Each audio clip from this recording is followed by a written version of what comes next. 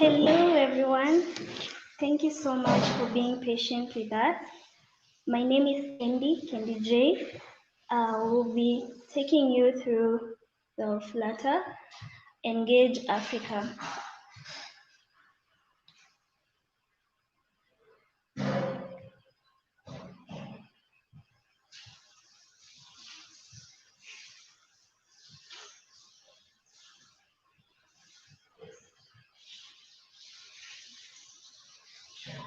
All right. So, what is Flutter? Flutter is Google's UI toolkit for building beautiful and natively compiled application for mobile, web, and desktop from a single code base. This means that if you want to create a web application and you want to create a mobile application, then you do everything from the same code base. And that is what literally Flutter is. So we have a new announcement of Flutter 2. Flutter announced the new upgrade and they're calling it Flutter 2. So this is a major upgrade to Flutter that enables developers to create beautiful and fast. And just from the comments here, I've seen somebody say portable is the world, and yes, they're building a portable application for any platform, and we are really excited for that. So why Flutter 2? So the reason why we are really interested in this because we are using the same code base to ship native application to 5 operating systems. That is so cool that Flutter has decided to bring 5 operating systems, that is Android, iOS, Android, Windows, macOS, and Linux. Also, Flutter can be embedded in cars, TV, and smart home appliances. As we go on, we'll see how it's embedded in cars. This is really, really good news. So, the major thing that we like about Flutter is because Flutter for Web is now on a stable channel. And so what does this really focus on? So when we say Flutter for Web, it focuses on 3 scenarios. That is the PWS, that is progressive web application, which function like native desktop and mobile application and provide key native apps capabilities. Also, the other scenario is SPAs, which is single page application. This means that it loads once and is able to transmit data to and from the internet services. Also, the third scenario is it brings existing Flutter mobile applications to web. All right, so we move to the next thing, whereby Flutter has the Dart language. The Dart language that is used on Flutter framework has been updated to version 2.12. So the best thing about this, it now supports Null Safety, which helps developers catch common source app crashes and that foreign function interface for accessing the C-based APIs, including the Win32 API that is used by Windows application. Also, that can be compiled to JavaScript, which makes Flutter support for web apps more seamless, which is really a cool thing.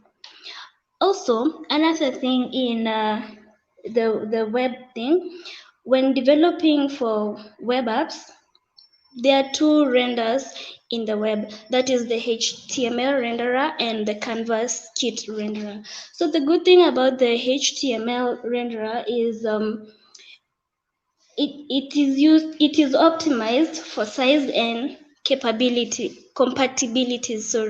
and also by default, Flutter apps for webs will be using the HTML renderers on mobile, and the other renderer is the Canvas kit renderer. That is This one fully consists of with Flutter mobile and desktop application and uses the WebAssembly and WebGL to render skia panes, commands, and to the browser canvas. This is another update for Flutter for web. And the amazing thing that Flutter has come on, it's creating desktop foldables and embedded devices. So for the first thing, Flutter and Canonical, the Ubuntu maker, have partnered to bring the Flutter to the desktop. And also another thing that Ubuntu is doing, they've decided that from moving forward, Flutter is the default choice for future desktop and mobile application created by Canonical. That means that every mobile application that Ubuntu will create will be they'll create it using Flutter. Another partnership is Flutter and Microsoft. So Microsoft they've been releasing contribution to the Flutter engine that supports the emerging class of foldable Android devices. So we've seen like these foldable Android devices. They've introduced new design patterns with apps that can either expand content or take advantage of the dual screen nature of the application. So this one will help side-by-side experience, and we see now that Flutter have partnered with Microsoft. Then developers are able to create the foldable devices applications. Another good partnership is Flutter and Toyota. So Toyota has decided to partner with Flutter to build infotainment system powered by Flutter.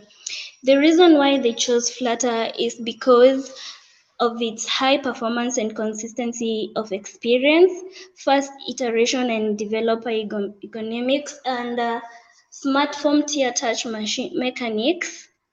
And also another thing is the ability to tailor the unique needs of in-vehicle systems using Flutter's embedded APIs. All right. So with all these updates, we've also seen growth in the Flutter ecosystem. And so far, Flutter ecosystem has over 15,000 Flutter and Dart packages that have been published. And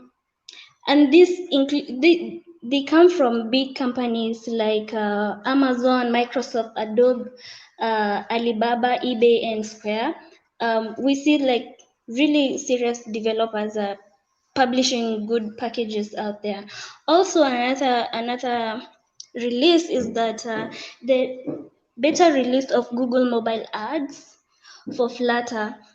This one is like the ad mob and the ad manager for Flutter. All right, and another amazing update is that the updates to Flutter plugins for several core Firebase services. That these include. Oh, before I'll tell you the core Firebase services. Some developers, I've interacted with some developers who've been having challenges using Firebase and Flutter. Some say there is an interesting one that said using Flutter and Firebase, it's like when somebody is really clowning in a relationship. You're just trying your best to see it work, but then you have to really try your best. But now they've now updated their plugins. I hope this one will be easy and seamless. The cost Firebase services include the authentication, cloud firestore, cloud functions, cloud messaging, cloud storage, and crashlytics. So this one will include support for null safety, and an overview of the cloud messaging package. And another thing, yes, that's literally like some of the cool updates that have come with Flutter this time round. After this, I would like to invite our amazing speakers from Flutter Flow. That is Alex and Abel. I'm really honored to have you here. Yes, I'll give you access right about now so you can go on. Thank you so much. Thank you, Kendi. Hi, Kendi. Thank you. We're glad to be here.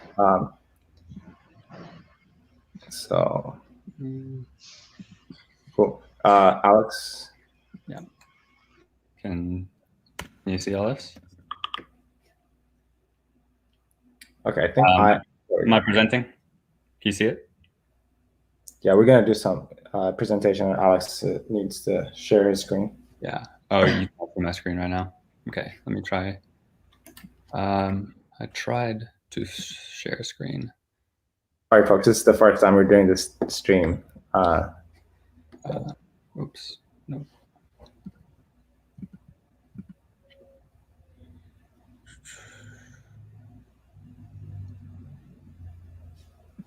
Okay, I'm sharing this.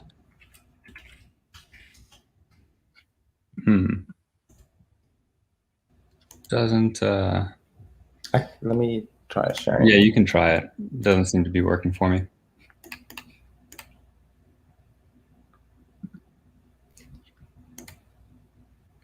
Okay. All right. There. Cool. Thanks for having us. We're excited to tell you about Flutter Flow, a little bit about ourselves too, and kind of our journey to how we started it and how what kind of inspired it.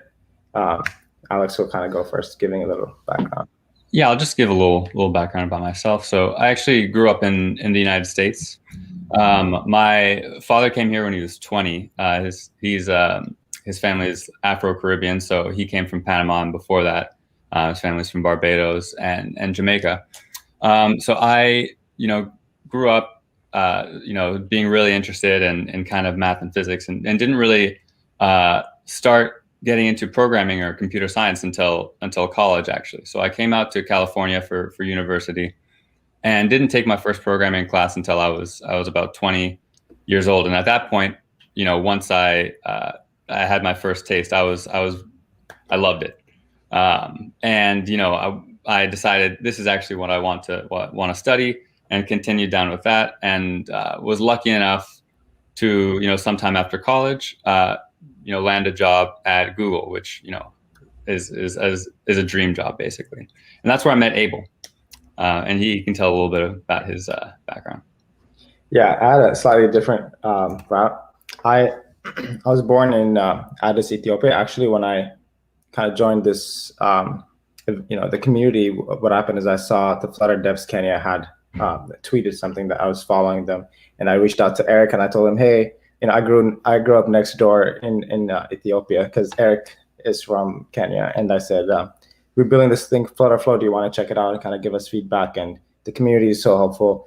And he quickly kind of signed up, or shared it with the Flutter Devs Kenya community, and we were getting a lot of helpful feedback. We went on some calls with folks, and it was nice. But my journey actually,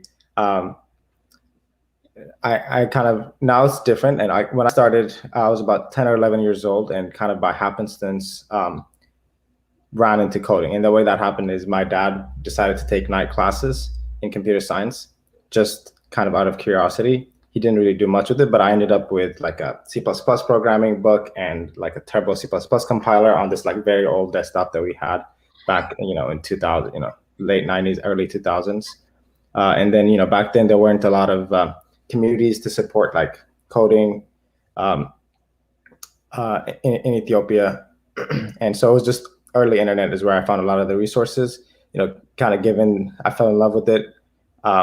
Google was like my dream place to work, and just through a series of fortunate events that eventually, when I was about 23, I'd already come to the US for college. I got a call from a recruiter, and he asked me if I had to put my resume in, and he asked me if I wanted to interview. Said, hell yeah, of course I do. And yeah, that kind of the rest is history. I ended up working there. It was a great time. I met Alex, and kind of after working there for several years, I think I was there for 6 years. Alex and I both worked together for just over 3 years at Google, and it was just the right time for us to kind of try to build something on our own. And that's where we discovered Flutter. This is in 2019. And we were trying to find basically what is the fastest way you can build an application without having to, obviously write separate code for Android versus iOS. We wanted to the main thing we cared about was just ability to put something out quickly so that we can kind of get feedback from users. And after researching a lot of the market, we were a little biased too. We were ex-Googlers, so we liked the kind of the products that Google built, and especially from a developer angle. So we chose Flutter and Firebase. And the advantage, especially combining these two, is the Firebase libraries work really well in Flutter, and Firebase makes it super easy. Right? You don't have to have computers you're maintaining. You don't have to have instances on a cloud somewhere and like manage them. It's all kind of managed for you. Authentication, all that stuff is easy. So we really like that. And that's kind of what the inspiration for Flutterflow came. So actually, the first, the app we built using Flutter and Firebase, we were kind of new at entrepreneurship, and so we didn't really know what we were doing. We have some kind of lessons we've learned at the end of the slides. But what inspired Flutterflow was kind of through this process of building an app, we realized we were just spending so much time going from the designs that we had to code. And we've seen Figma to code, and there's an XD plugin also that generates code. But as developers, we didn't like the generated code. It wasn't responsive. It didn't work well. So we wanted to be able to kind of control the generated code in a way that we can say, like, we want it to be in a column, or I want to use this kind of responsive layout. So we just wanted to be faster at turning the layouts into code. That was kind of the original inspiration. And there's many, the more we kind of thought about it, we realized there's many angles to this. There's just a global supply constraint for developers. Developers, it's growing now significantly, but it's still, huge demand. If you just think within Africa in the last 10 years, the amount of users that are coming online that are getting mobile devices has dramatically grown. But the number of apps in the App Store that caters to their need is also improving, but it could go much faster, right? The demand is much higher than supply. So that's where kind of the inspiration came, is we want to be able to empower. And so one way you can do this is you can increase the number of developers exponentially. That's very hard, right?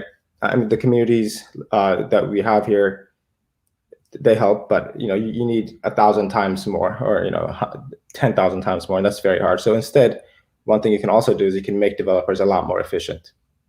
So trying to, this is what Flutter already did. I think having one framework that lets you output code everywhere almost increases your skills, by 3x, right? Like you just write it once and you can output it on like 3 different platforms, say web, mobile, Android and iOS. So we want to empower, we want to do the same and kind of empower developers to do more in a shorter period of time. And also the last point is we want to enable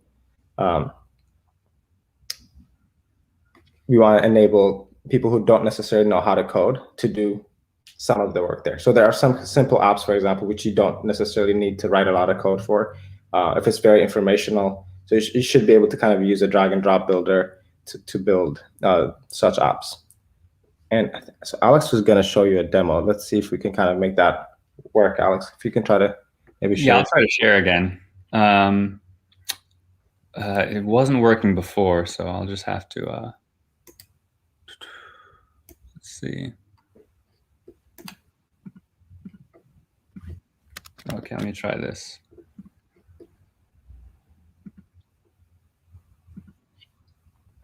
Okay, can you see this? Yes. Okay, perfect. Cool. So, this is Flutterflow.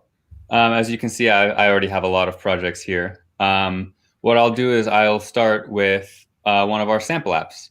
So this is called Quick Ounce. It's just a photo sharing app. It may or may not look familiar, but this is a generic social photo sharing application that we built in Flutterflow. And so, one of the high level things is essentially you have these, the UI builder. So on the left here, you have, your different page elements, drag in your app bar, floating action button, drawers, base elements like text, images, icon widgets, and of course your layout elements. So, row, column, container, stack, card, and you just drag and drop any of these into the canvas to build your application. And on the right, we have the property editor. So, for this particular image, for example, we can, edit the padding on the left if we want. We can edit the alignment, width, height, border radius, this kind of thing. And, if we want to, drag and drop something here, we can very easily inside of this row, for instance. So that's the high level of the actual UI builder, and we can maybe touch more on that in a bit. Some other things that we're really excited about being able to help you with as well is, for example, authentication.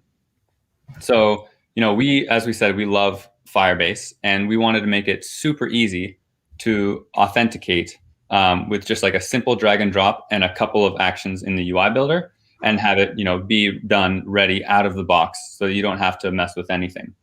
So all you need to do is essentially go into this authentication tab. You click authentication enabled here, and then the only other things you need to configure, you say, what is going to be my login page? So you set the login page, and then once the user is logged in, what's going to be my home page? So in that case, that's going to be the feed page that you saw earlier. So right now we're in the login page, and setting up authentication is as easy as adding an action. So, when the user hits this login button, we've defined an action here. Actions, authentication, login, and right now we offer email and Google sign-in, and in the near future we're going to also add Apple and Facebook as well. And for email sign-in, it's easy. You essentially just select which text field you'd like to have as the email field, which is this one, and which field you want as the password field. And now that this is configured, now when we download the code and actually run this application, it'll just work as is, right out of the box. In addition, we also have integration with Firebase. So as you can see, so I'll go to the profile page here, and you can kind of see all the pages here at once. This is the user's profile. And suppose we want to, look at all of their posts here. Well, first we have to define what our database is. So we go into this tab, and as you can see, we have, a Firebase. We have 3 collections defined. So one is for the users, all of your users. The second is for like the follows. So who follows who in this social media app. And then of course the posts that the user is going to make.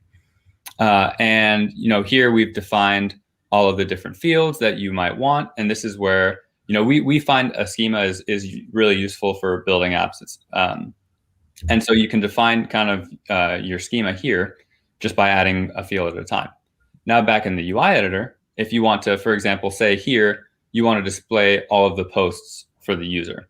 Now I've just add a query here to this grid view. You want to query a collection, you want to query posts, and you can even add, filters. So in this case, we want only the posts where the username is equal to this current user, which we've defined here. So in this way, and you could also add an order by if you want to order by created time or something like that. And now when you come in and look at this, when you actually run this application, it'll display all of the posts. And we've configured this to match for the path of this image to match the image URL path of the post that we've seen here. And so, yeah, that's how the UI builder works, authentication works, and also integration with Firestore. And maybe the last thing I want to show you guys real quick is this view code. So we actually generate the code. You can download it and run this application, yourself right out of the box. But we also gave you a nice way to kind of view the code. So right now we're on the profile page, and you can see the outputted code here. In addition, we can look at all of these different pages, the feed page, login page. I'll go back to the profile page. If you just want to see the specific code for a single widget, you can do that as well. So you can click on anything here and see like the full code for a specific widget if you want to see it. And hopefully that kind of helps you be able to maybe even learn a little bit, and also to inspect the code for a particular element. And I'll go back to the project. That's mostly it for now. We have a way to preview as well, and things like GitHub integration too. If you want to push to a specific repository and you use GitHub, you can do that as well. We have some questions, I think. So yeah, there's a question: can you plug into anything other than Firebase? By Christopher. Yeah. So we not right now. But it's something that, for example, the HTTP API integration is something that's coming up soon in the next week. And then we're also looking at AWS Amplify. Basically, we have, there's like a missing widget thing up there. We also have like a user chat. We're essentially kind of talking to users and seeing what's the most important for them, to kind of prioritize what we work on.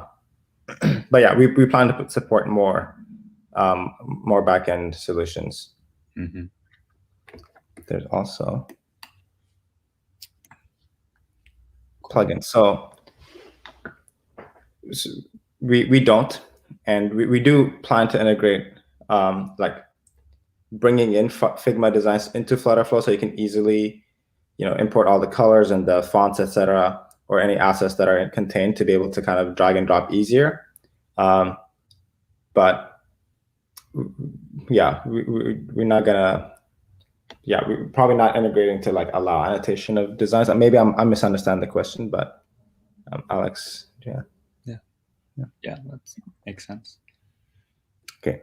Yes, Flutterflow is indeed written in Flutter, and that's part of why we actually love Flutter. Is we love writing in Flutter, and when we're actually building something kind of complicated, and Flutter makes it easier. We're able to reuse a lot of the things that you're seeing are widgets that are reused.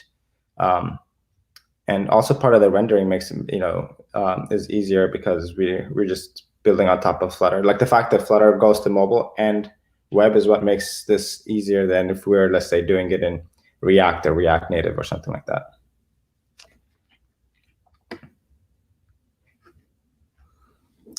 Cool. Should we? Yeah.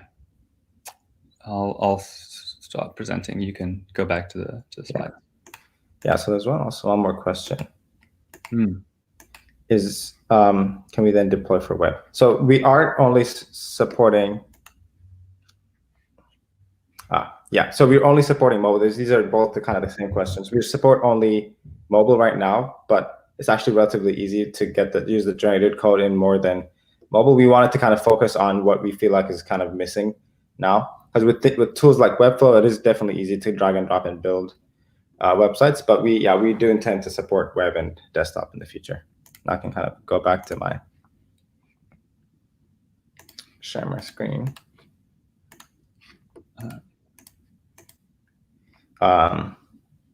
Cool. Yeah. So part of the thing we wanted to talk to you about today was kind of our wait. Can you see I actually can't see your screen right now. Oh, here we go. Let's see.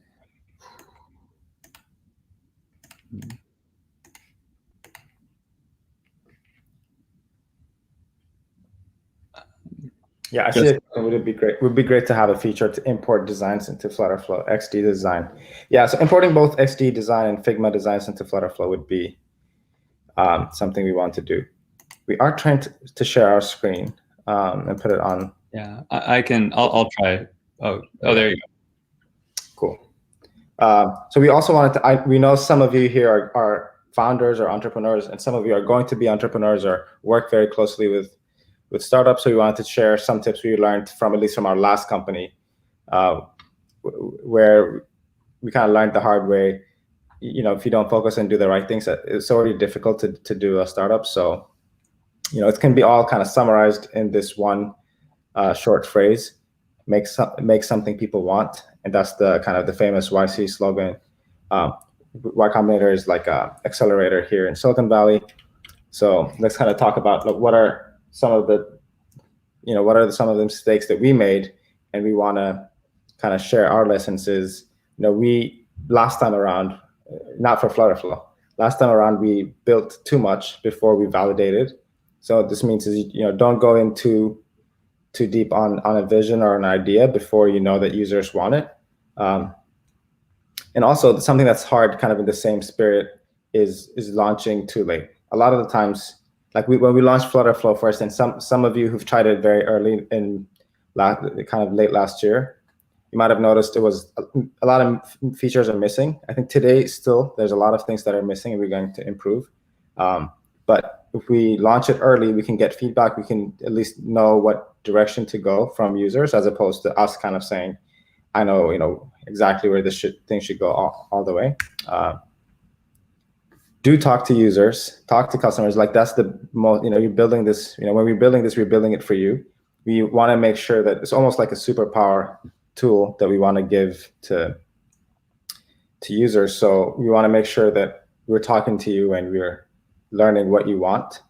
We validate the market, make sure there's something that people want. And, lastly, have something that you have something that you're going towards. You have to have a goal in terms of, for us, the main thing is we want a lot of people to be able to build apps quickly and actually deploy them. So the thing we measure is how many people are building real apps in Flutterflow. And then we measure that. We learn, if they're not building it, like what happened, what went wrong, what did you miss? And then we try to improve it, and then we just keep repeating. So have one kind of goal that you're setting, and then keep iterating till you improve that. That's kind of all we've come here for. We have time for answering questions, but thank you so much for the community. We've definitely, part of the best part of Flutter for us has been the community and how supportive it's been. So thanks, Flutter Africa, for giving us this platform, for inviting us, and also for just being an awesome community. Yeah, thanks you guys. Thank you, Abel and Alex, for the wonderful presentation. Great insights from you. So we only have most of the questions you've already handled, but there is one. Someone is asking, the app is nice. How fast can we get an early access? As soon as you email us. So right now we are kind of doing it on a request basis. So for the people who really need it and they're emailing saying, hey, I want early access, we are giving them access. So yeah, Majid, we'll get you access. Yeah, so if you sign up at flutterflow.io and then add your email and do that, and then email us, we'll give you, we'll be happy to give you early access immediately. All right. Thank you for the wonderful presentation once more, and nice to have you. We'll definitely explore the Flutterflow app. Thank you, Maureen. Right. Yeah, thank you. Bye. Thanks. Bye. Bye. All right. So for now, we welcome the next speaker, who is Ray, and he's going to give an overview of the Flutter Africa community. So this Flutter Africa community comprises of generally all communities in Africa, including Kenya, Nigeria, Lagos, Ghana, Togo, and all the African countries who are using Flutter. So thank you, everyone, and welcome, Ray.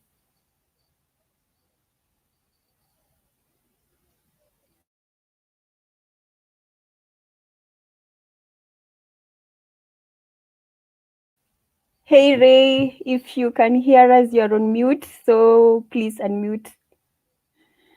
All right, guys, I'm so sorry, everybody. Yeah, my mic is now unmuted. So this has been amazing. I've learned a lot from the Flutter Flow co-founders. The tool you're building is really amazing, and we're so lucky to have such a vibrant ecosystem. In the Flutter community. Wow. So yeah, I really look forward to Flutter Flow launching and being available full time to the rest of us. So yes, right now we're going to go over to just talk a bit about the community, in Africa, the ecosystem, and I would have some other people with me. I would have Etonam. Etonam is one of the co-founders of Flutter Africa community, and yeah, based in Ghana. And Maureen would also be here with us. She is the lead for Flutter Kisumu community in Kenya. So yeah, Candy, you want to join us? Yeah, so let's just talk about the community in Africa. One thing I want to start from is as far back as 2019. That was when I started seeing a lot of engagement in the community in Africa. But before then, there were of course a lot of people who were already building with Flutter. So maybe I should let Etona go first. Hi, Etona. Okay, hi everyone. Yeah. Hello from Ghana. So my name is Etonam, and I'm a co-organizer of Flutter Africa from Ghana. So with Flutter Africa, basically we are looking at bringing all communities in Africa that is basically present Flutter together. So over the past few days after we announced the Flutter Africa Engage, I mean we've gotten access to more communities. At first, we had only a few communities across the whole of Africa, but after the whole announcement, we now have access to other communities like Flutter Cameroon, Flutter I think Congo, Flutter Burkina Faso, and Co. So I mean, this I would say this is just the beginning of the event. I mean, next year's event is going to be much bigger since all these communities are going now coming together to do something like really big. So that's what I have to say. Ray will continue with giving the updates of the community.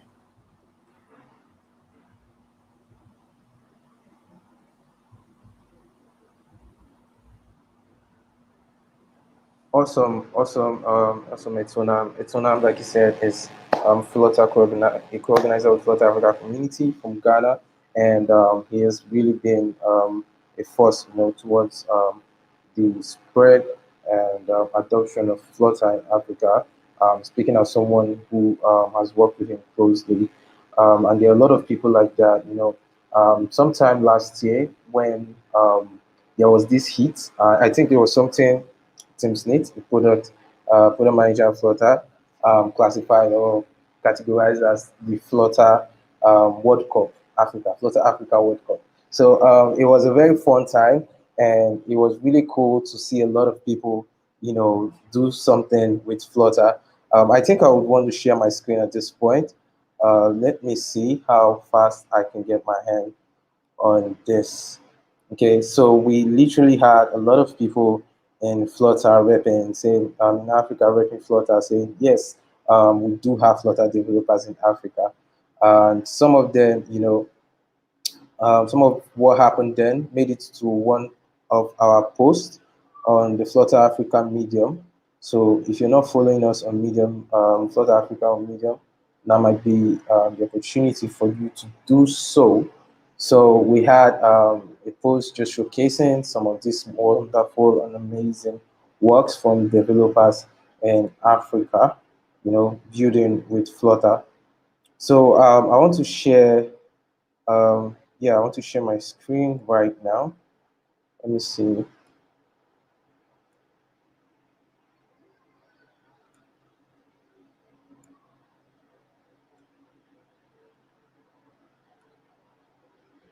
Okay.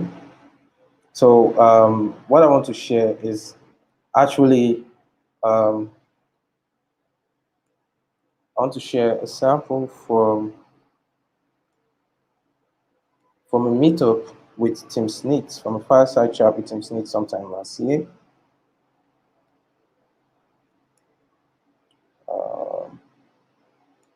Let's see. Okay. I think you should be able to see it now. Awesome. Awesome. So, yeah. Tim Sneet, who, by the way, will be joining us again this time.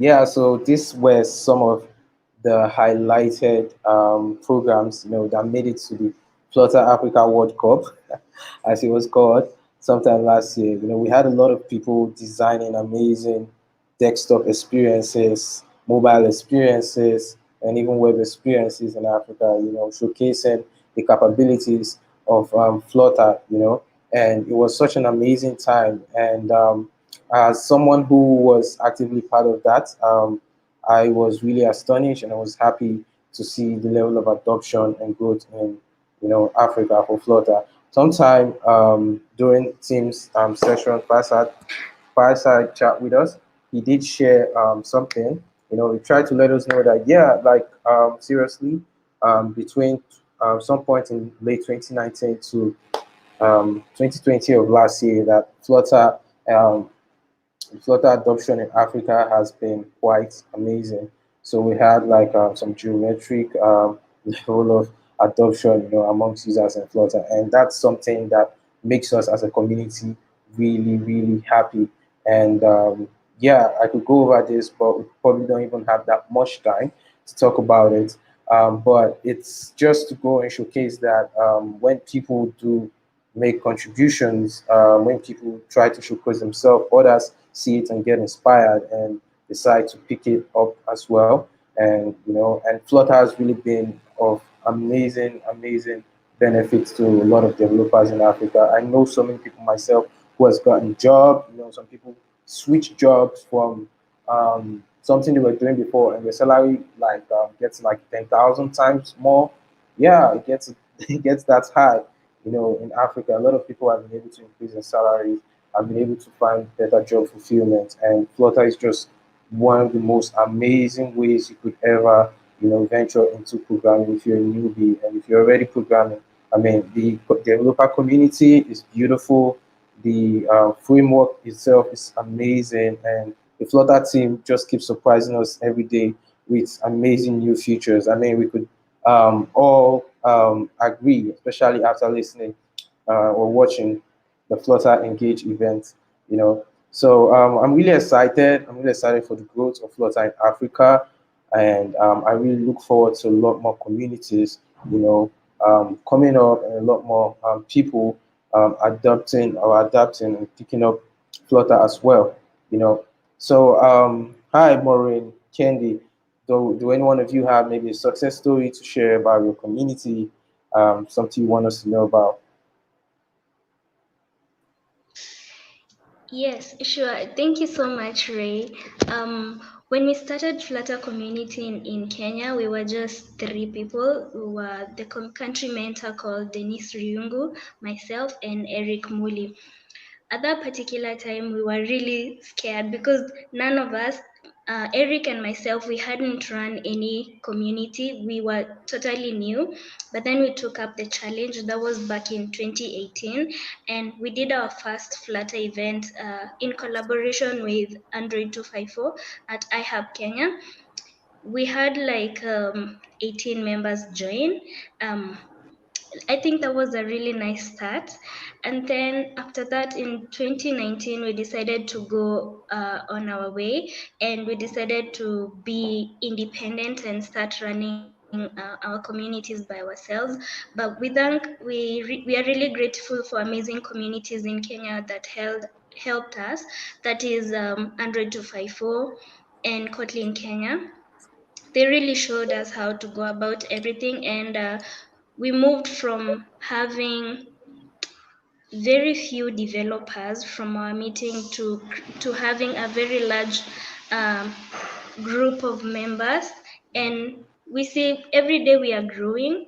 We have like technical talks, and we are really learning a lot. People are literally eager to join us because there is so much learning. And plus, in our community, we decided, in as much as people want to do beginner stuff, we decided let's do a bit more technical talks and sessions, and because we realized the senior developers mostly do not contribute, especially when most of the things that are being spoken in our session are just beginners. So we decided to do more technical events, and we are really growing, and I've seen so many people getting jobs and getting good referrals from our communities because of how active they are in our community, and that is something that we are really proud of.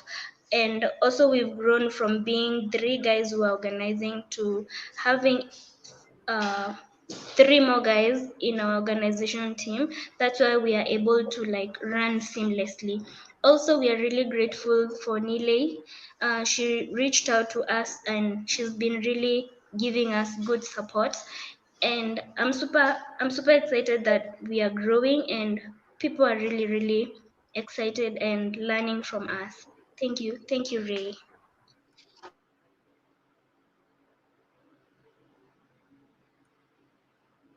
Awesome, Candy.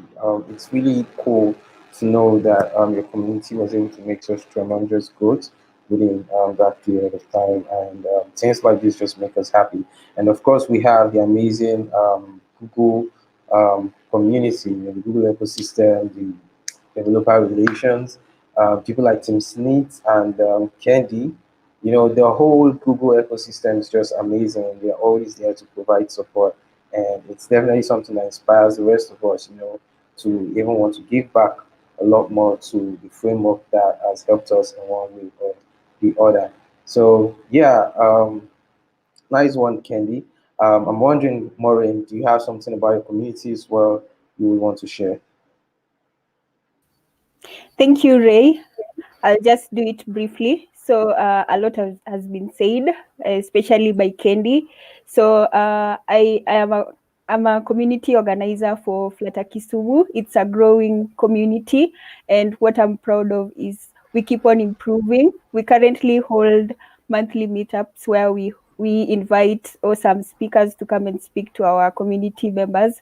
But what really excites me is the kind of interest that our members really have, and this translates to great referrals in terms of jobs, Flutter opportunities and stuff. I'm also grateful for my support system. That's my fellow organizers, Sigu Magwa, Okoth, and Chantel, who really help in making our events a success. Also, a great shout out to Nile because she gives us all the support. And it's also been nice working with Candy and Eric Muli, organizing events within Kenya. So I'm super glad for this. Back to you, Ray.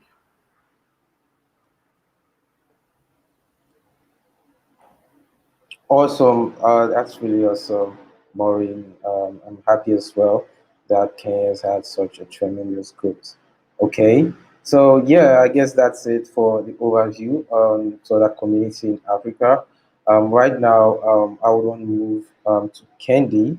I think she has some icebreaker for the viewers. Hello, Candy. All right. Thank you so much, Ray. So this is like my favorite moment. I've been waiting so long to share this.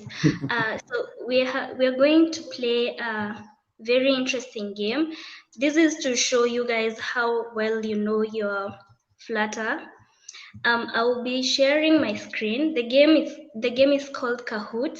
So what I want all of you to do is type kahoot.it on your browser, and then yes, type kahoot.it on your browser, and then it will ask you to enter the game pin.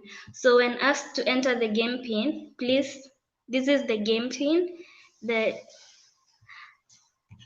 is the game pin. I hope everyone can see it. All right. I'll give you 2 minutes. As you go to your browser, you type kahoot.it. Kahoot is KAHOOT.it. Yeah, nice. I see people are joining. Thank you, MJ, Eric Muli, Mo. Yeah, this is amazing. Yeah, I'll give you 2 minutes now. And then we see how we're going to do this. Whoa. Yeah, so many. Yes, one more minute as I give you time, guys. It's kahoot.it from your browser. Then we play this game. We see how well we know. And also, guys, just to let you know that if you win, there is a game. There is a gift for you, for the winner, and it's a very amazing gift. I'm sure many of you would love it. We'll be excited to see how many of you win and show their gift sent on their address. All right, time is almost up, guys. We have like 30 more seconds for this game. Ooh, and some of you have really amazing names. I love them. I can't pronounce some of them because of where I come from. I might say something that doesn't really exist. So yeah, time is almost up. Yay! I'm super excited for this. I hope we get. Hey, you love Gulag. I love Gulag. I hope that name wins. That's a very unique name. All right. Time is close. We are almost, but let's see. Also, guys, there's a Slido link that will be sent on the YouTube chat. If you wish to ask any question concerning Flutter, we're having a Googler come next to answer all your Flutter questions. Please don't shy away from asking questions. Don't feel stupid.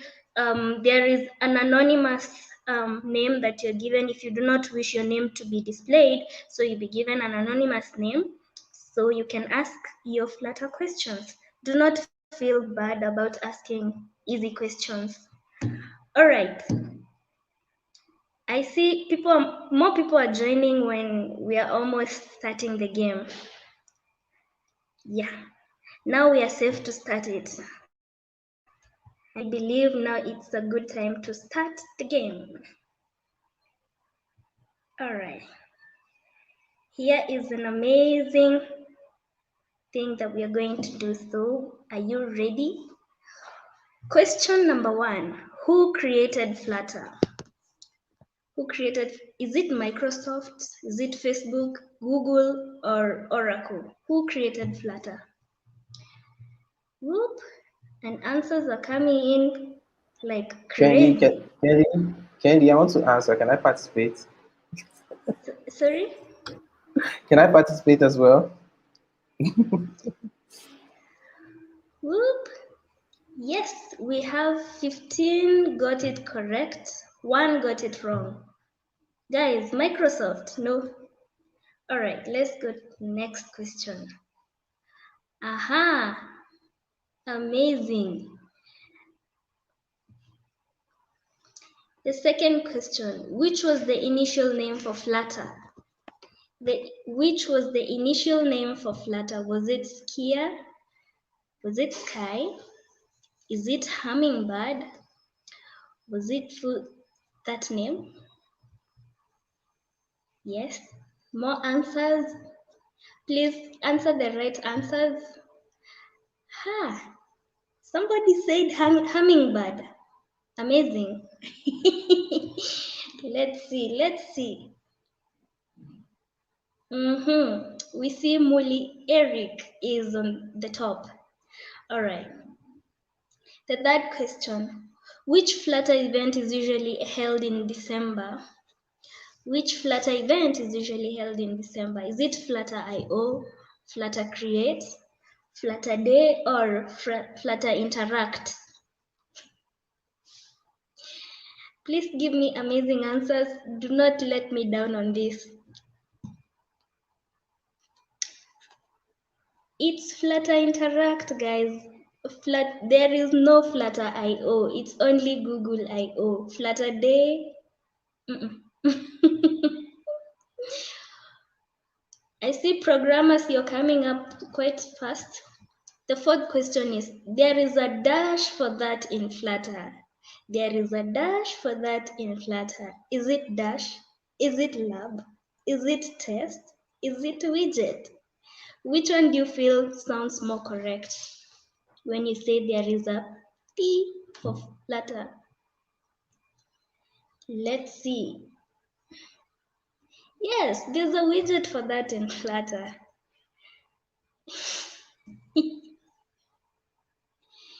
Yeah, Joe is really coming up quite fast.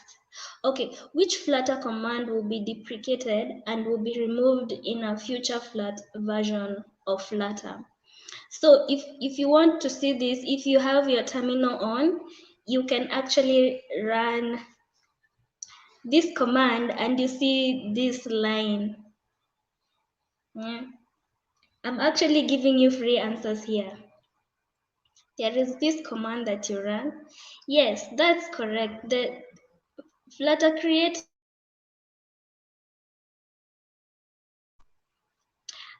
it's Flutter version. When you run the Flutter version command, there is that line that you're given from the terminal.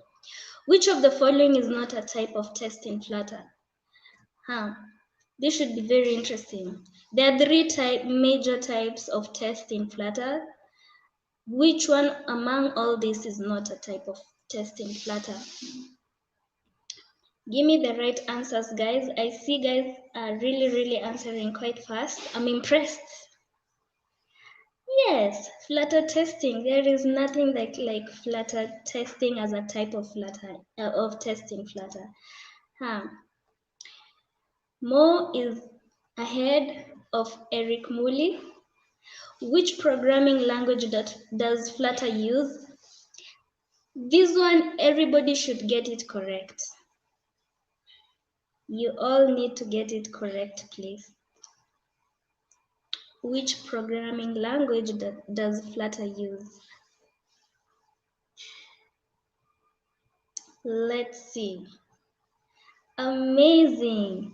No, Flutter does not use Go and neither does it use Ruby. It's Dart, guys. It's Dart.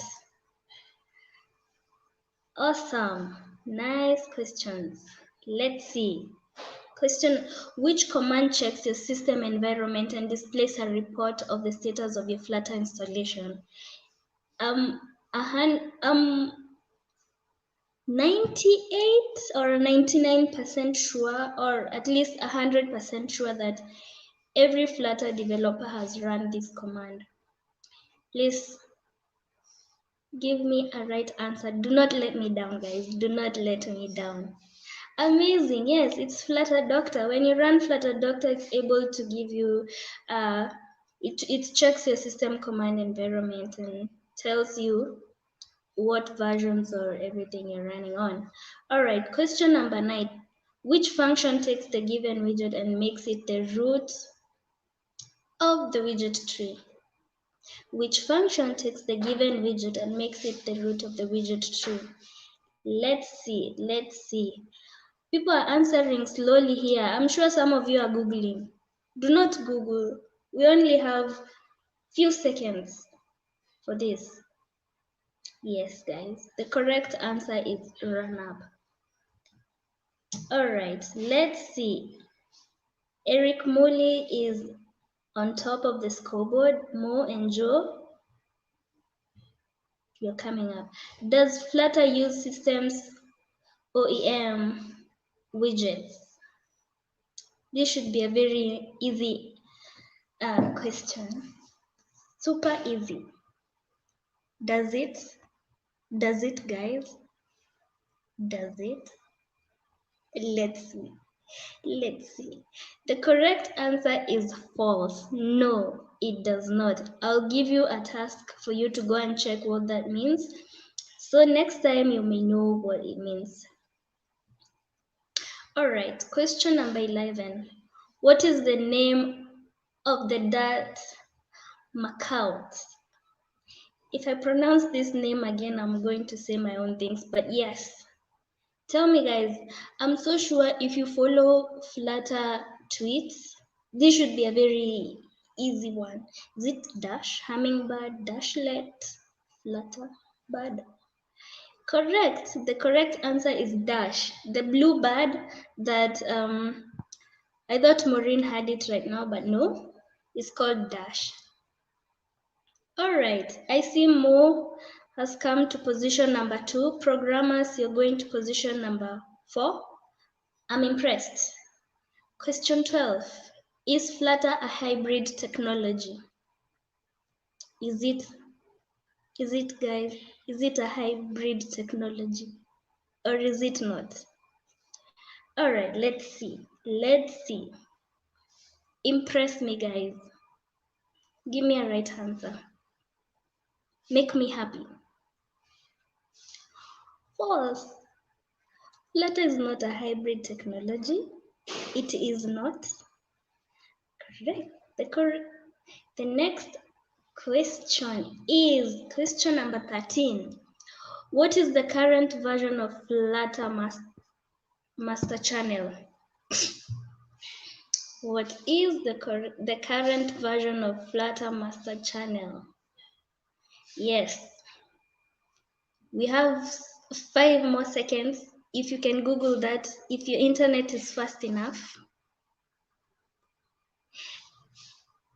Yes. Version 1.22.6 is the current version for Flutter master channel. Right? Check your channels, guys. Woo! Mo, I'm impressed. All right. When was Flutter first released by Google to the public? If you follow again about Flutter things and all the updates, you should know when it was released to public. So was it December 18th? Was it 2017, 2019, or 2020? The correct answer is 2017. That's when Flutter was released to public. All right. Eric Muli, I see you still want to win this thing. Okay. The final question. How do you fix the following text overflow error? So we have this overflow here on the end. How do you fix it? Do you wrap it with an expanded widget? Do you wrap it in a container? Do you delete the extra text? Or you just sit down and cry? Correct. The correct answer is wrapping it with the expanded widget. I would like to tell you more about this, but I want you guys to go and research more. I'm disappointed nobody said you sit down and cry, but thank you so much. You know, Candy, I thought that was the correct answer. No, let's see. I'm surprised it's not the correct answer. I'm also surprised nobody picked it. Let's see who the winners of this. Woohoo! We have Muli Eric, we have Mo at the second position, and we have programmers at the second position. So guys, what I'd like you guys to do as the winners is drop your email address on the I hope nobody cheats, because if you drop your email address, maybe somebody might drop their email address and they didn't win. but drop your email address so we can reach out to you. Thank you so much, guys, for participating. It's been real. It's been fun. I had a really good time doing this with you. Thank you once more. Back to you, Ray. Okay, awesome. Wow, I'm wishing right now I was part of that game. But looking at it, I think I would have failed most of the question. I mean, I thought the answer to that last one was to sit down and cry. Well, I just learned something new today. Okay, so that's cool.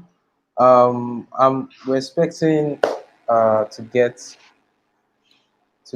more information from participants of 30 days of Flutter, because we'd love to highlight some of these amazing people and what they've done. Candy, do you have any information about that? Do you know if we have that yet? Well, yes, we have a couple of guys who did participate in the 30 days of Flutter from Africa, and we're really, really proud and excited. Awesome. Yes. What we're going to do, because I can't seem to find their video here, I would like to reach out to them personally so we can send them their particular gifts, at least for participating in this challenge. Also, we have another amazing developer who also participated in this. His name is Robert. Robert is from the States. Robert has written a very amazing Flutter development roadmap, and I would really love to share it on the comments so people can check it out. It's quite amazing, especially for Flutter devs, to check the roadmap and know how to go about it. Back to you, Ray. Okay, I think we'll talk more of that later. But at the moment, I'm super excited for who we are going to bring live next.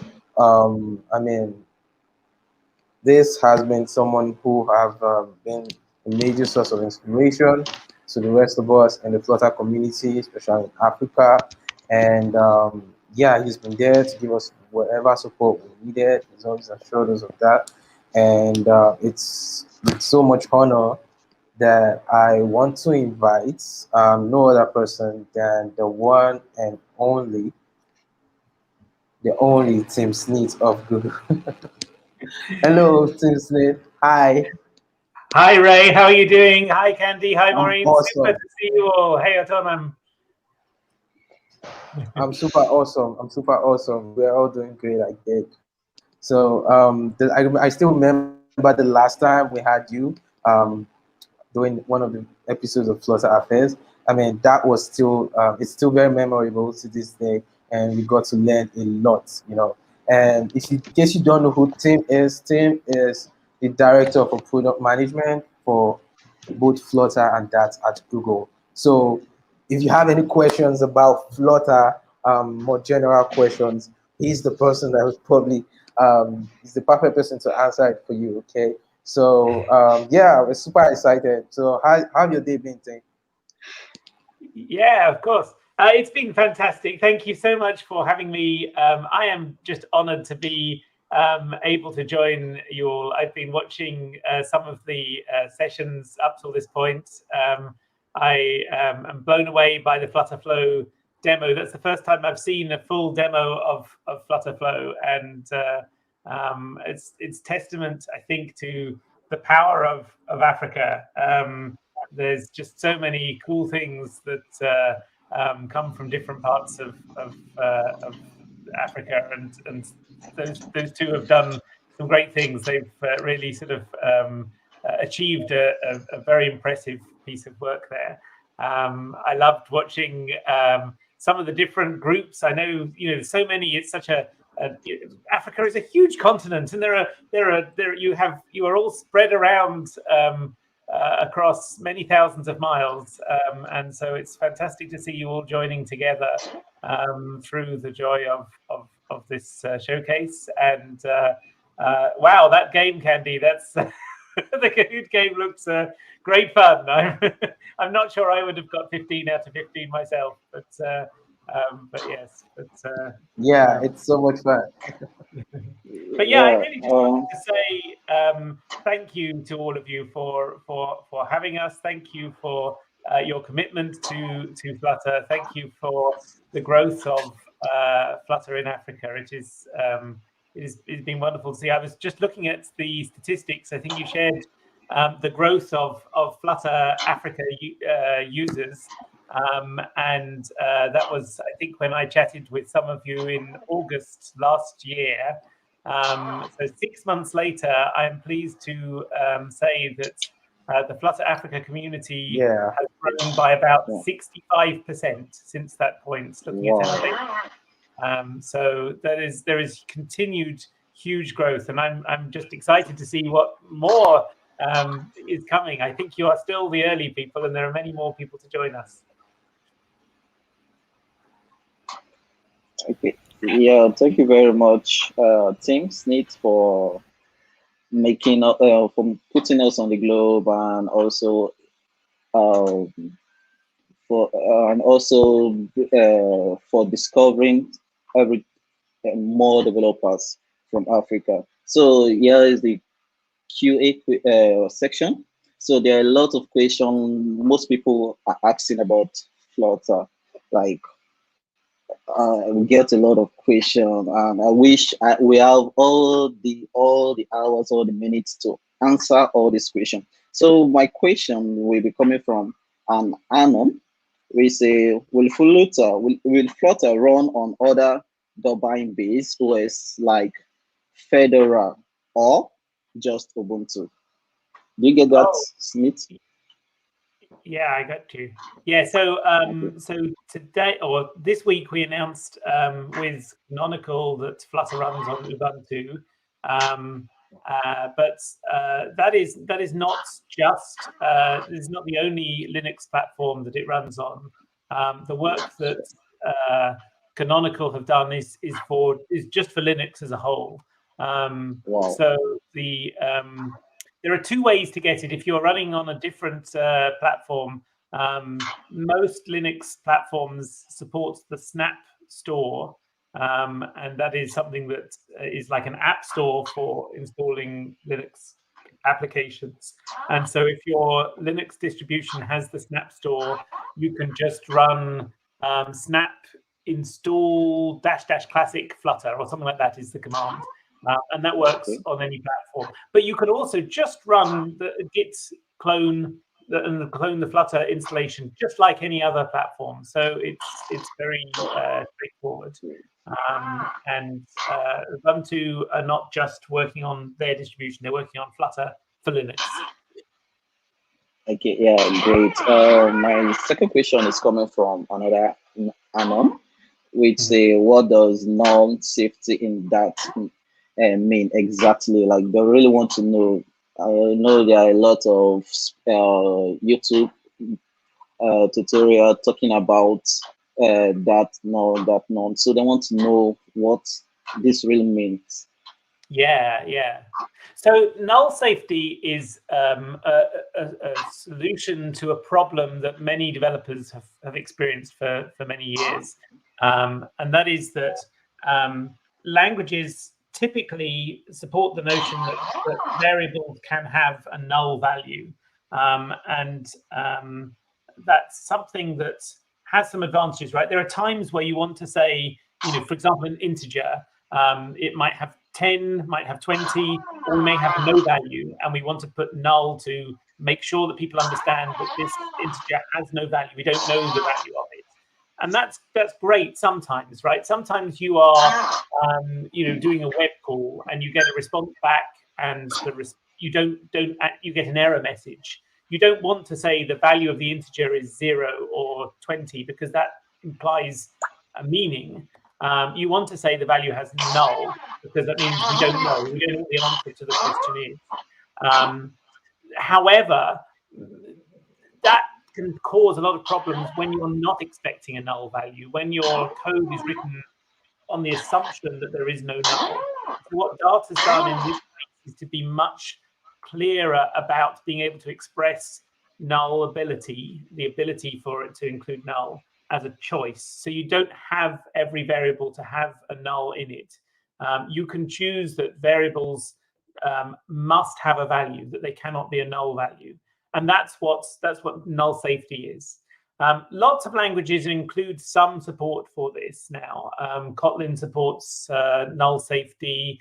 There are many other languages that support null safety, but Dart is also fairly unique in having what we call sound null safety.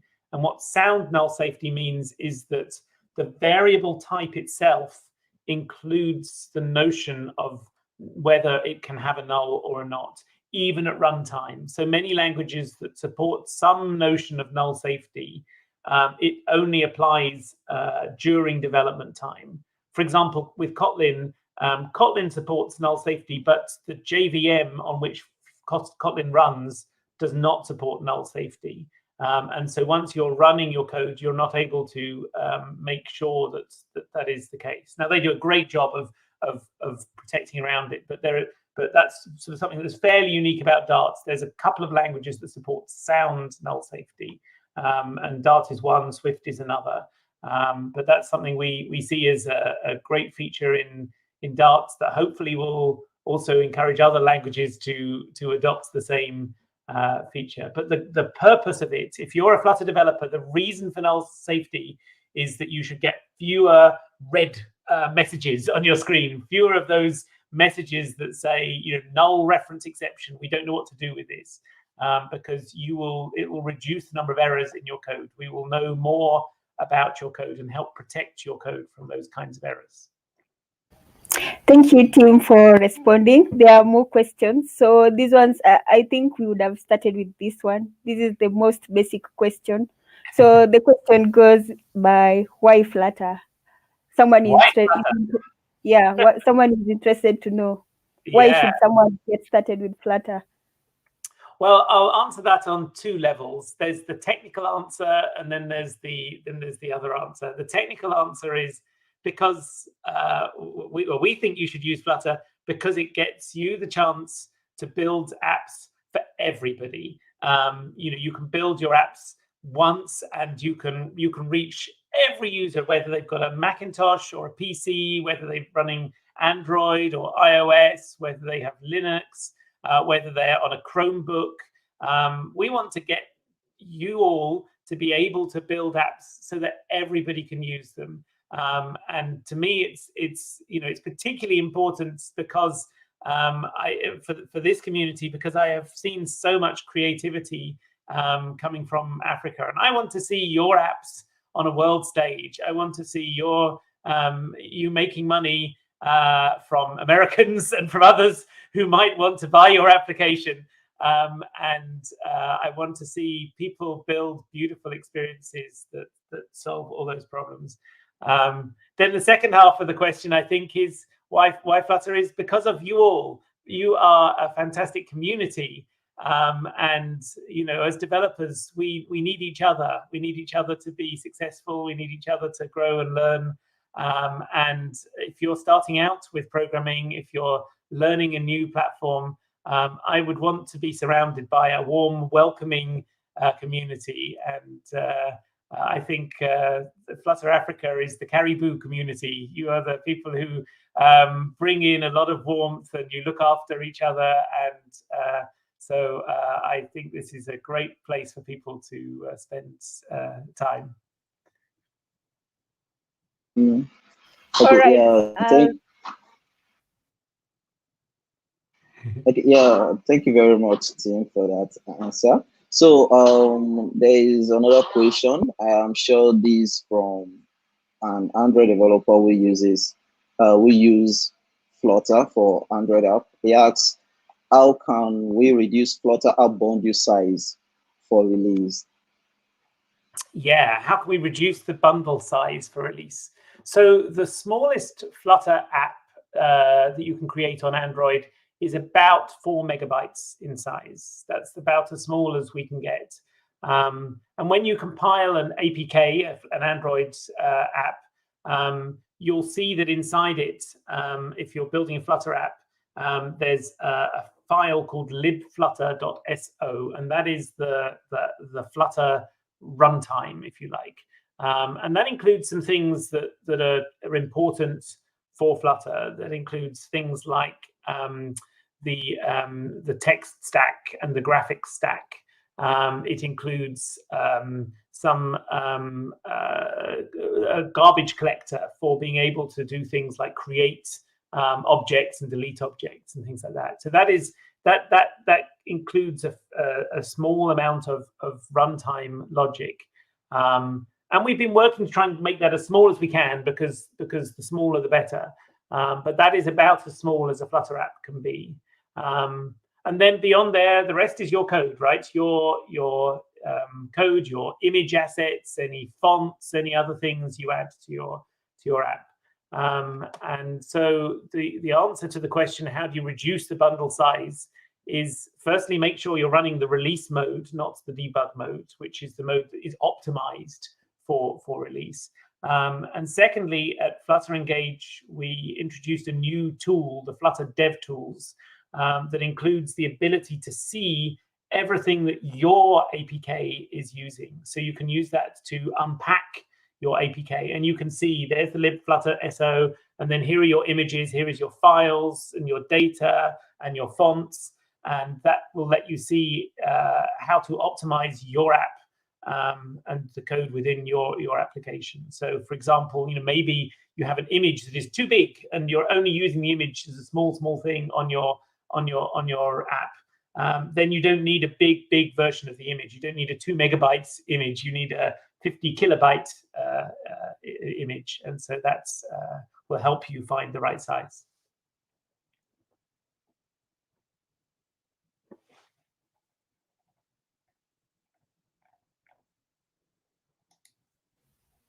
All right, thank you. There's another basic question. I call it basic because someone is asking, how much development experience do I need to use Flutter? It's a great question. They're good questions. Thank you for sharing these questions. Yes, so the question of how much development you need, of course, Flutter includes a programming language, includes development tools. So you have to start learning those concepts. But I think it is relatively easy to get started. Dart, the programming language, is easy to use. We've designed it to be easy. Flutter makes it fairly easy to get a first experience running. So my son, who is now 14, he was a couple of years ago, I asked him to spend some time learning Flutter, and he started learning. I think he was 12 at the time, and he started going through the training course by Angela Yu. She has a very popular course which is focused on Flutter, from a company called Up Brewery, and maybe Maureen or Jeremiah can put a link into the YouTube video or share it with people. But the Up Brewery course is designed to be easy to get started, and my 12-year-old son had so much fun going through the course and building some simple applications. He built one for his favorite football team, and he built an application for them, and he tweeted about it, or I tweeted on his behalf about it, and he was so excited to see his app on his phone. And that's what programming should be about: getting people started and giving people the chance to see your own creativity, your own experiences on your own devices. So yeah, hopefully, give it a go. If you haven't tried it before, try the Angela Yu course.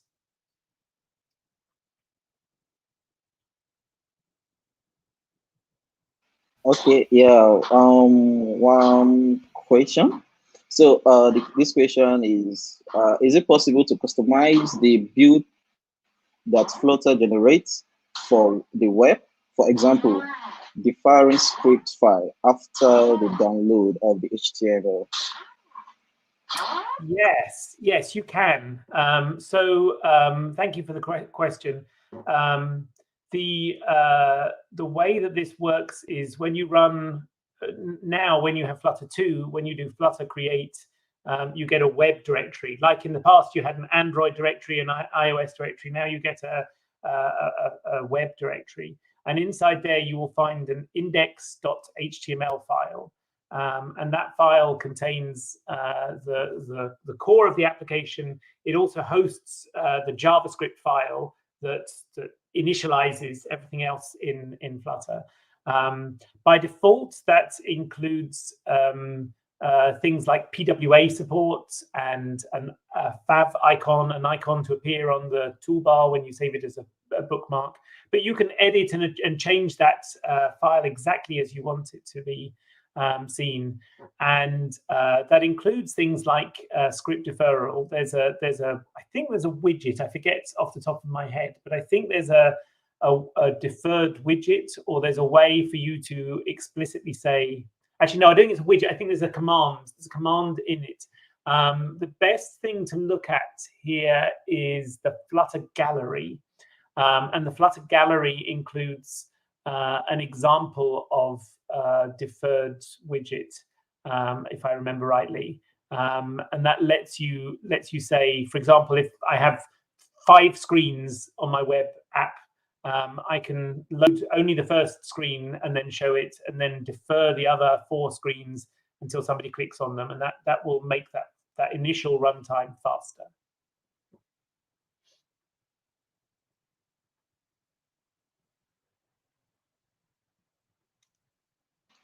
Okay. All right, thank you for that awesome answer. There's another question: is any plans to rewrite the Flutter engine to run multiple activities? Oh, this is a deep Android question. You are now sort of pushing me to my own sort of knowledge. We've done some work in Flutter 2 to support multiple Flutter engines.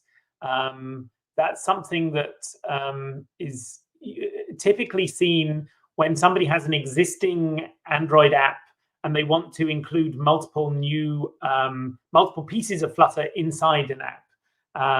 So, for example, maybe I have the main app itself is written in Java or Kotlin, and I want to put a Flutter animation at the top and maybe a Flutter menu bar at the bottom.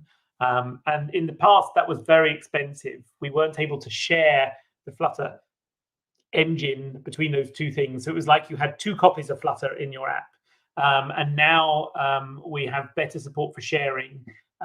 That's a work in progress. We're not finished with that work. We want to make it much easier to have lots of Flutter screens, maybe page 1, page 2, page 3, all having different Flutter experiences. And I think that is the answer to your question. It's not the way that the question is asked, but I think the point is that Flutter itself can be hosted in multiple Android activities. I think that is the answer. I'm not an Android expert, so I know that there are all kinds of interesting things with activities and fragments, and I'm not close enough to the details of that, but I think that is the answer to your question. Okay, yeah, there is a question from Christopher Kuwaita. The question is, any chance you will have a best practice guide with regard to architecture from the Google team? Not a lot of documentation in that area, etc. Yeah, I love the photo, Christopher. There's a lovely picture of you and your children. Yes, I think that's a great question. We have more work we think we will do here around sort of getting people beyond the initial counter application. The starter application is just very, very simple, and lots of people are asking questions about how do I build more complex applications? So I think there are a couple of different things that we're working on. Firstly, the app that we showed in Flutter Engage, Flutter Folio, that was built by Grant Skinner, that app we're going to keep working on. We're going to extend it so that it's a good, deep sample of building with Flutter. And so that code is open source. You can look at it at flutter.gskinner.com. And that is a great example of good architecture, but they're continuing to refine it. I think, in the run up to the event, they were still working very hard, coding to get it done. So there is probably some refactoring that they want themselves to do there. But over the next couple of months, you'll see us continue to evolve that.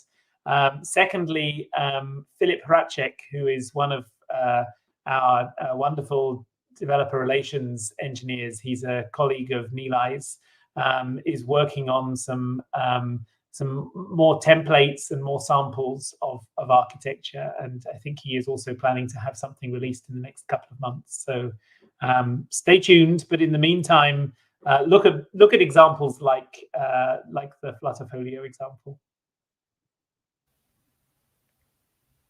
Thank you. There's another question from Sakwat Amedi. I pronounced the name wrongly.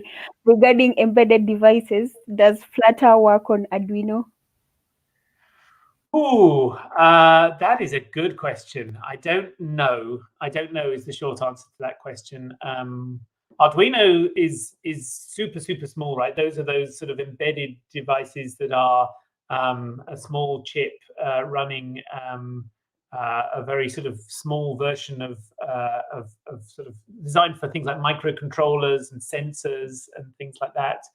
I don't know what their architecture is or how Flutter might work on that. We do have support for Flutter running on Raspberry Pi, which is maybe one level higher in terms of the device size. And there's a great community project for Flutter running on Raspberry Pi. I've seen a couple of articles on integrating with Arduino sensors. So if you have Arduino and you're using it for, say, a light sensor or something like that, being able to integrate that into a Flutter app. But I don't know that Flutter itself would run on Arduino, since Arduino it doesn't usually have a UI. I don't know quite whether what that would look like. But yeah, I mean, Dart runs on ARM devices, so something that runs ARM in theory can run Dart code at least. Okay, yeah. These are a question from Duzentos. Sorry if I pronounce it wrongly. Any plans to bring the Flutter team to Africa one day? I was about to ask that too. Yeah, that's a great question. And I should also say, Alejandro is one of the people who was in our Flutter Africa feature in the Engage keynote. If you haven't seen it, at the end of the Engage keynote, we showed a little sample of some of the apps that are coming from across Africa, from Kenya to Angola to Ghana and Nigeria, and so yes, thank you for that. I would love to see us do something in Africa. Right now, of course, we can't travel, we can't even leave our house, let alone go to Africa. I haven't been to the Google office for over a year now. I've been working from home here, but hopefully, God willing, hopefully with better recovery from the pandemic, we will be able to visit one day. My dream, this isn't news, this isn't something to announce, but my dream is that maybe we might be able to do an event there. We did Flutter Live in London. We did Flutter Interact in New York. We did Flutter Engage in my office and other people's offices. But we are working around different continents. So wouldn't it be great to do a Flutter event in Africa somewhere, in Lagos or in Nairobi, or who knows? Tell me where we should be. Kisumu. There you are. Well, will we conclude? Maybe we will conclude as a team.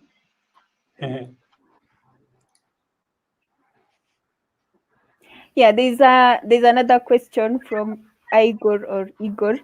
I would like to have a side-by-side comparison on the HTML and Canvas kit renderer. Still not understanding these in full. Yeah, I can see why that is the case. It's complicated. So let me try and describe this easily. There are two ways to render your Flutter web app. When you create a Flutter web app, you can choose option 1 or option 2, and it's your choice which of these two that you choose. Option 1 is an HTML renderer, and what that does is it uses HTML and the HTML DOM, the document object model, and it uses the Canvas API from those pieces. That was the original Flutter Web when we had it in beta. That was what we had. The good things about that is it's very compatible with every browser out there. It loads quickly because it's using just everything in the browser itself. But it can be a little bit slower for intensive graphics because you're using the whole web stack. So when you write code, you're going all the way down to the bottom of the web stack. The second choice is Canvas Kit. And in Canvas Kit, this is using WebAssembly. So it's compiling the Skia graphics engine to WebAssembly, which is this new binary format in the web. And that lets us bypass, instead of doing that whole stack from top to bottom, it lets us bypass and jump in at a slightly lower level in the web platform. So it's faster because you don't have to worry about all this sort of extra stuff at the top here. But it takes a little bit longer to load the very first time because that first time it has to download this Canvas Kit renderer. And so you should try your application in both modes. There's a command line when you're running your app. You can choose which document render mode you have. Do you use HTML or do you use the Canvas Kit? And typically what we find is that Canvas Kit is much faster, but it is slower to load the first page. So it's faster once it's running, but slower to get started. And HTML is fast to load, but then slightly slower when you're running. The default in Flutter is a mode we call auto. And auto chooses the best choice that, from our point of view, based off what device you're running. So if you're running on a mobile device, we use HTML because the screen is smaller, because sometimes bandwidth is lower. If you're running on a desktop, auto chooses Canvas Kit because typically the screen is bigger and we think that we need the performance of Canvas Kit. But we may change that over time. So auto says, leave it to us, we'll take care of you. Or you can choose, I only want HTML or I only want Canvas Kit. So hopefully that explains a little bit. It's an optimization choice, but from your Flutter code, there's no difference at all. You write the same Flutter code either way, and it's just about how we paint the pixels on the screen. All right, thank you for that. There's another question on our Slido platform. How can I run both Android and iOS apps on a Linux environment? Oh, so Linux supports development. Each platform, each developer workstation has different support for different operating systems for development. So the only development machine that you can use for iOS development is macOS, and that's because Apple only provides the iOS compiler, the iOS emulator for macOS. So if you're building on a Linux machine, You can build Android apps, you can build web apps, and you can build Linux apps. You can build desktop apps. So yeah, the simple answer is you can't. You can't build an iOS app with Linux. You need a Mac OS machine. However, there are some good services that let you that provide a Mac OS machine in the cloud. And a good example of that is CodeMagic. So if you go to codemagic.io, codemagic.io, codemagic.io, they have CI/CD tooling that builds in the cloud, and you can use their code or their Mac servers in the cloud to build your application as a Mac, as an iOS experience, and then download it back to your phone. But that's not the same as having it locally, right? You can't debug that iOS app directly on your device because you're just downloading the finished application. All right, thank you for the answer. Just a follow-up question on that. So is it possible to locally build your application or on a Linux environment that is using Android, then fully deploy it on CodeMagic, and it works until it works on production on the iOS version? Yes, that's possible. It is possible. The thing that's always going to be difficult is, of course, the only time you'll be able to test that iOS app is the production app, right? So if your code needs to do something, you need to write code that is unique to iOS, then that's more challenging. But yes, in theory, that's possible.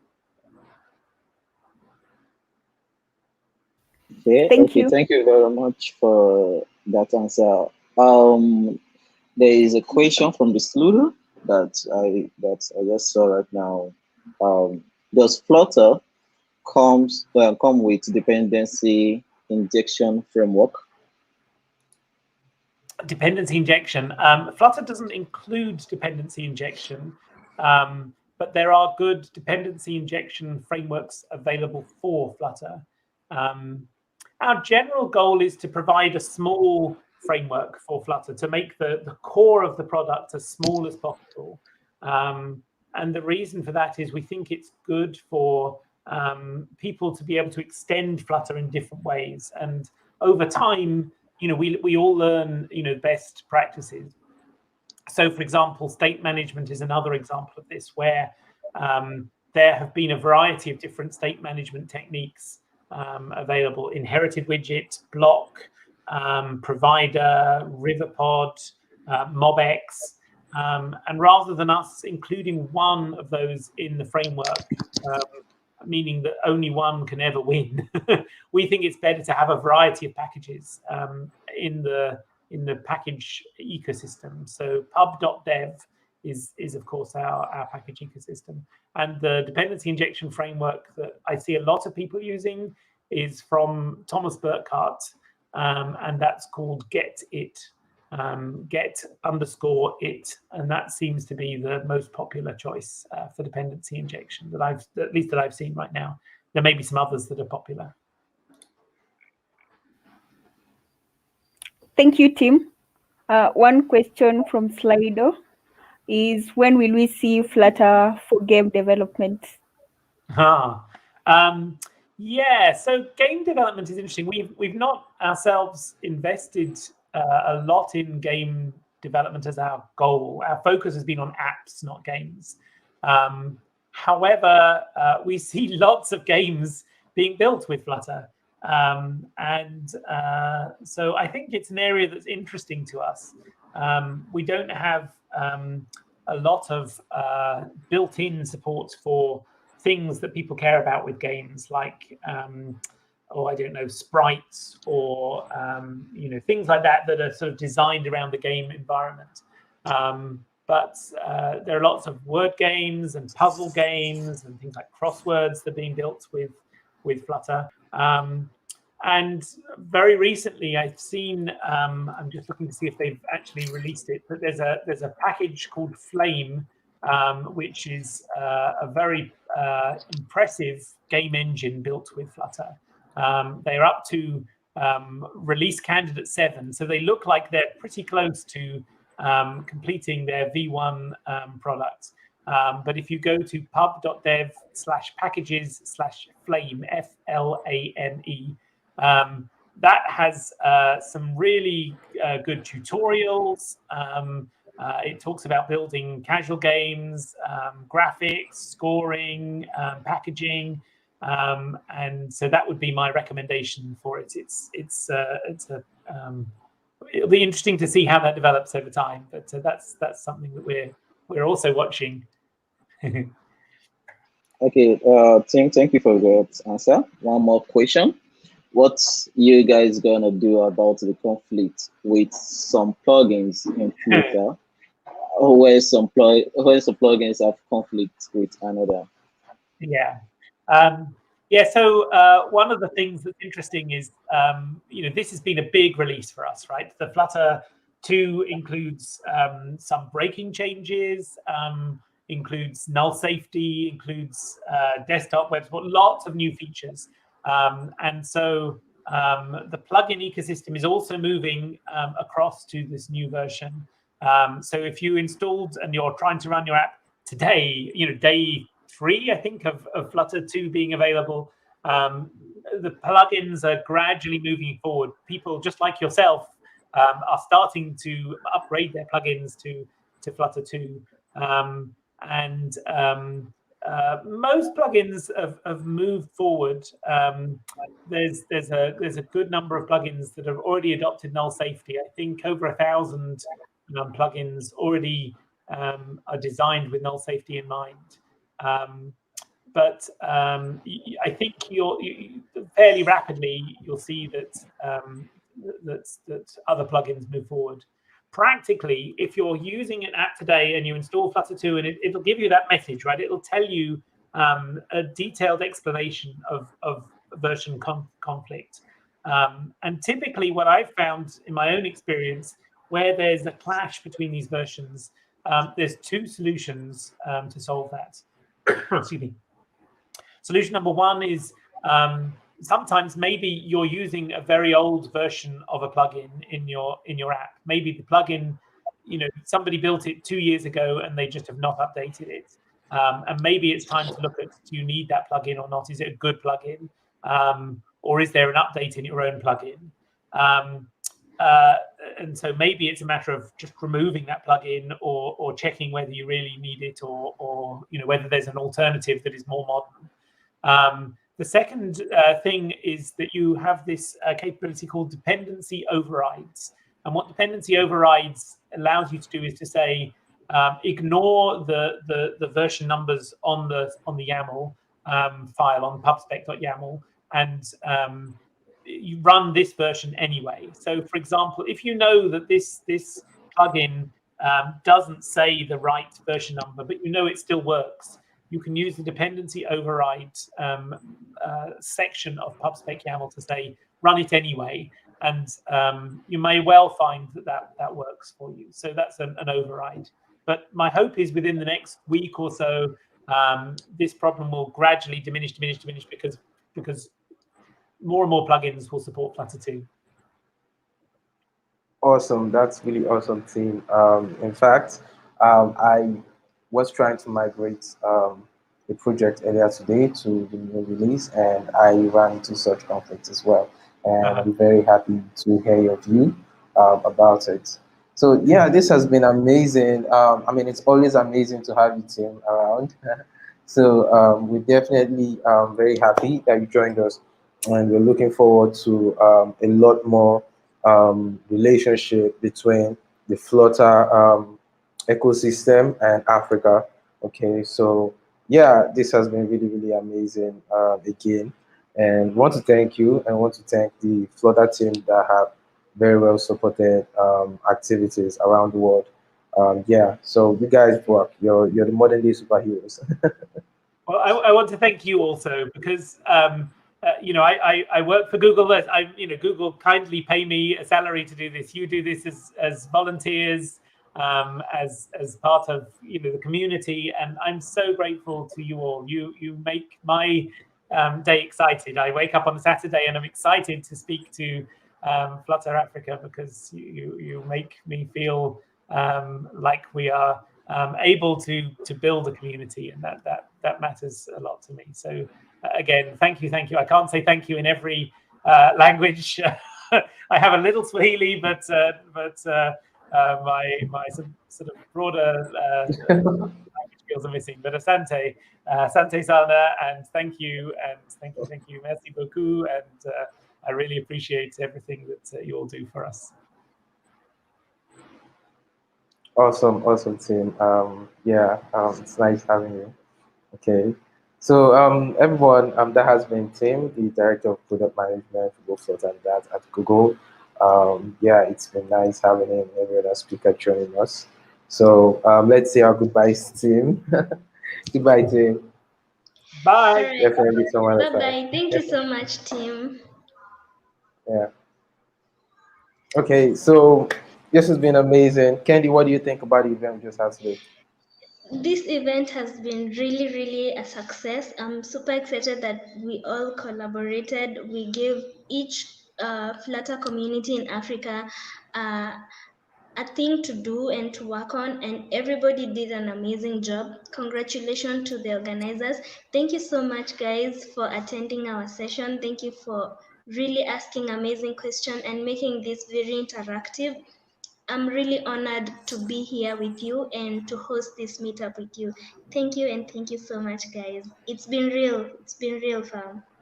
Yeah.